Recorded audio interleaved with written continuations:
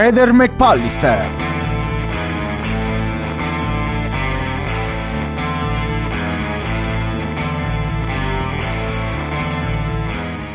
Signor Sterpin, come molti sto seguendo il caso di Liliana Resinovic dal giorno 1 e come molti mi sono fatto delle opinioni su responsabilità e comportamenti in questi 18 mesi dalla scomparsa di Liliana.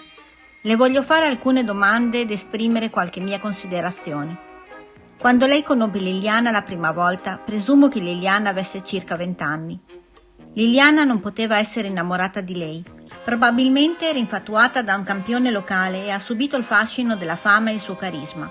Inoltre Liliana aveva perso suo papà, quindi era facile per Liliana cadere nella ragnatela di un uomo più grande di lei.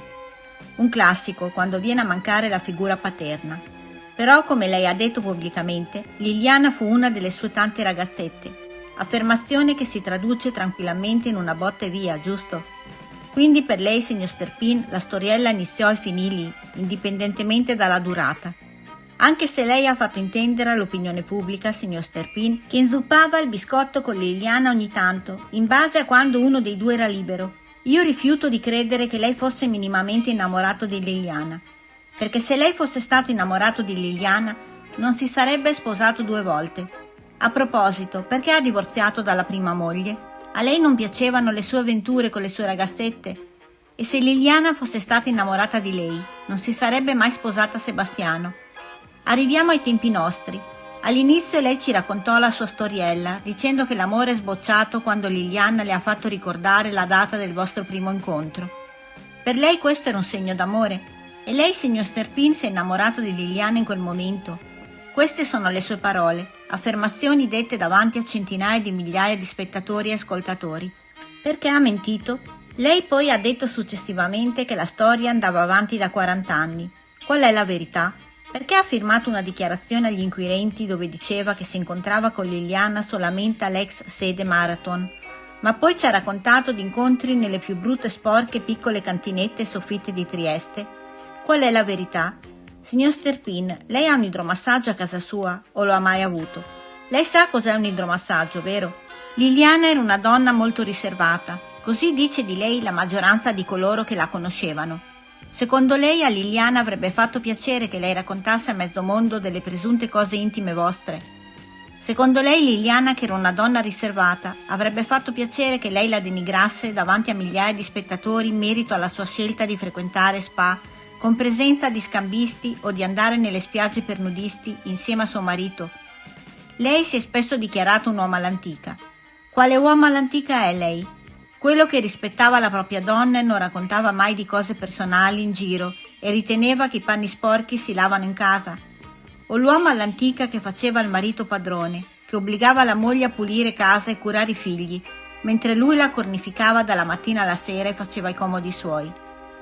Vogliamo parlare della famosa telefonata delle 8:22? È mai possibile che lei dopo 3 mesi, 6 mesi, 9 mesi, 12 mesi e così via non si è mai ricordato del contenuto dell'ultima telefonata con quella che lei definisce la donna della sua vita? È assurdo che lei non ricorda ogni dettaglio, respiro, variazione di tono, sospiro, stato d'animo dell'ultima telefonata della donna che diceva di amare.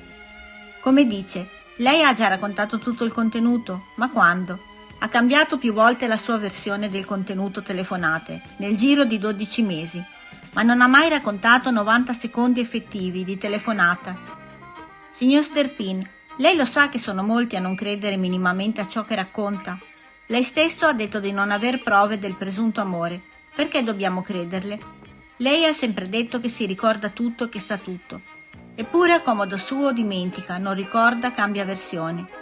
Personalmente credo che lei sappia molto di più di ciò che racconta, quindi ci prende tutti in giro. Vede, signor Sterpin, Liliana non si era innamorata di lei. Ci sta pure che Liliana abbia passato un periodo di monotonia familiare ed è apparso lei. Ci sta che Liliana fosse cascata di nuovo nella sua ragnatela di fascino e carisma, pur essendo una donna matura e intelligente.